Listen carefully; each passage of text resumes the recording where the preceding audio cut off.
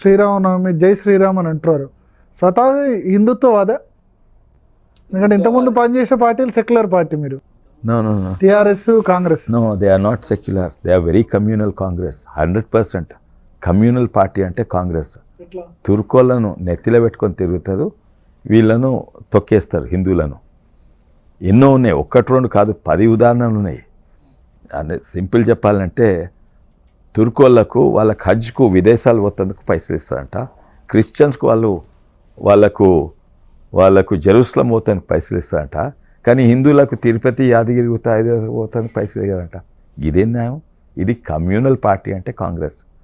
వాళ్ళు సిఏ మన మీద ఆరోపణ, సిఏ తెచ్చింది వాళ్ళే, సిఏ వాళ్ళకి తుర్కోవాలి, కానీ మా మీద ఆరోపణ.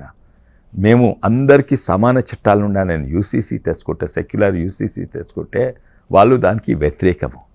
మేము తుర్కోళ్ళ మహిళలు వాళ్ళు కూడా మానవులే, వాళ్ళు కూడా సమానం న్యాయం ఉండాలి అని వాళ్ళ ఘోరమైన ట్రిపుల్ తలాక్ చట్టాన్ని వాళ్ళు చేస్తుంటే మేము తీసేస్తున్నాం. ఎందుకంటే ముస్లిం ఉమెన్ కూడా, ముస్లిం మహిళలు కూడా హిందూ మహిళలతో సమానంగా ఉండాలని వాళ్ళు మతాన్ని వాడుకుంటున్నారు.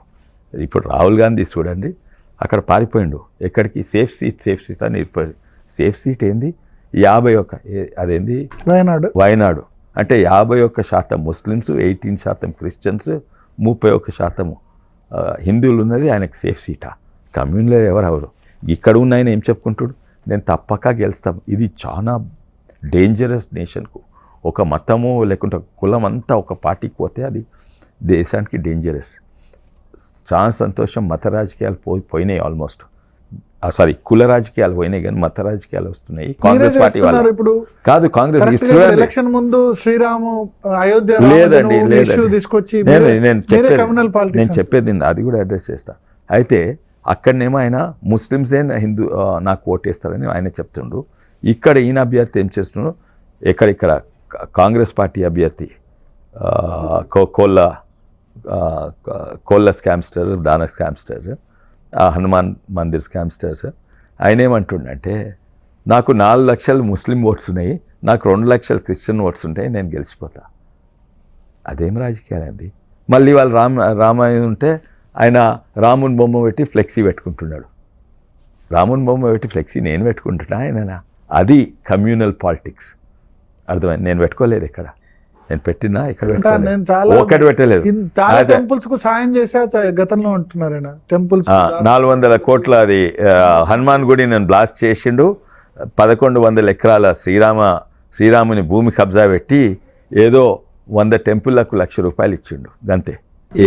మీకు ఇష్యూస్ రామజన్మభూమి తప్ప వేరే ఇష్యూస్ లేవా? ఎక్కడున్నాయండి? ఒక్క నిమిషం.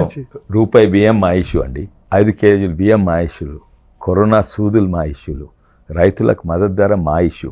ఒక్కటని ఆదుకుండా అన్నీ మేమే చేస్తున్నాం అని వాళ్ళు చెప్పుకుంటున్నారు. కానీ తర్వాత రోడ్లు ఇచ్చిన, ఎంఎన్ఆర్జీ స్కీమ్ ఇచ్చిన, బాత్రూమ్లు మా ఇష్యూస్ అండి. 60 ఏళ్ళు కాంగ్రెస్ ఉండే, ఎప్పుడన్నా ఆలోచన గౌరవం పెరగాలని? అరగలేదు. 60 ఏళ్ళు ఉండే కాంగ్రెస్ ప్రభుత్వం. తర్వాత బ్యాంక్ అకౌంట్లు ఉండేనా? ఎవరికి బ్యాంక్ అకౌంట్ లేకుండే.